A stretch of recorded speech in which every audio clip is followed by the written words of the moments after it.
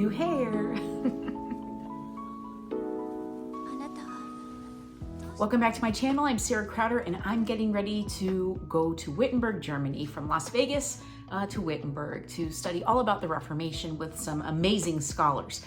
So when I was in St. Louis, I could not skip over one of my favorite places, which is the St. Louis Seminary Library. I had some books to return and I had my son and my mother-in-law with me, and so I couldn't spend a ton of time at the library. So I did something a little bit maybe rude. I hope it wasn't too rude, but what I did was I went and looked at our itinerary for the Wittenberg Center. The Wittenberg Center is a 4-week research opportunity that I have to be with many teaching fellows, and these are some amazing experts in the Reformation, and I'm gonna get to learn from them this summer. And I thought it would be really neat. I've gathered up lots of academic articles by these authors, but I thought, why not look at some of the printed sources that they have? So I hopped on my computer a couple days before going to the library and started requesting books that these different teaching fellows have published. And before I knew it, I requested 47 books. And I sent an email to the library because I knew that was being a little extra. I wasn't gonna check out all 47 books, but I knew I had limited time. And so when I arrived at the library, they had them stacked up for me and I organized them on the table all by author. And as I was looking through the sources, I was looking for 3 particular things. Number one, I wanted to see if there was any information on the back. I wanted to see if there was any summaries about the book, looking at the title and what it's about. And so that I could get some ideas of who these people are into. Like this one's about Peter Martyr Vermigli, which is someone I'm really interested in.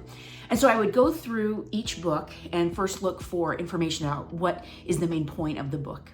The second thing I would look at is what the book dedication or introduction would say.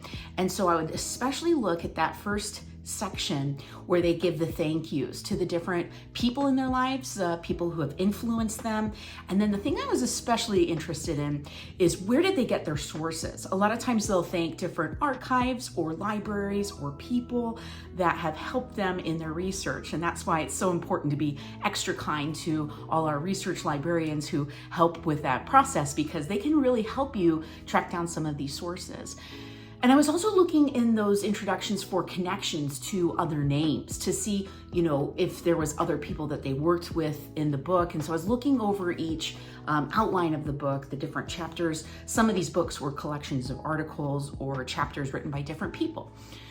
And then the third thing I would look at is the index at the back. I am always looking for Justus Jonas, Thomas Cranmer, Andreas Osiander, but I'm also keeping in mind some of the people from Nuremberg who I'm interested in learning more about.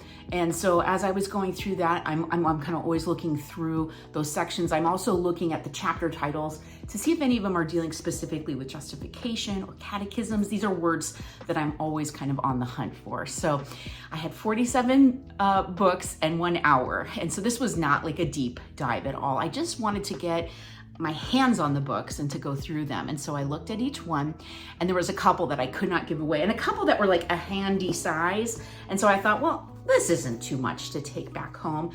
Look at these ones. They're kind of small, easy to read. German, but I thought, if I'm going to read some German, a little bit of German is better. More reading to do.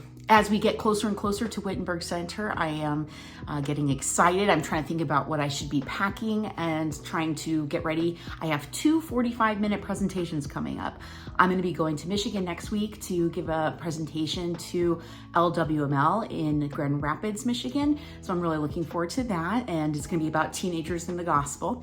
And then I have my presentation with Justus Jonas and the catechisms and Thomas Cranmer and Andreas Osiander that I'll be giving at Wittenberg Center. And I want to make sure that that's all locked in before I go. And so I have an outline and I'm working on fleshing it out and tracking down some more sources on that. So super excited and getting ready for Germany. I've got my Duolingo streak is going good. I've got a couple friends that I'm doing the nudging thing. I don't really know how Duolingo works, but I did notice in one of my German books today, it said links, and that means left. And I was like, oh, I'm doing okay with German. So anyway, I'm super excited and time to go do some more reading.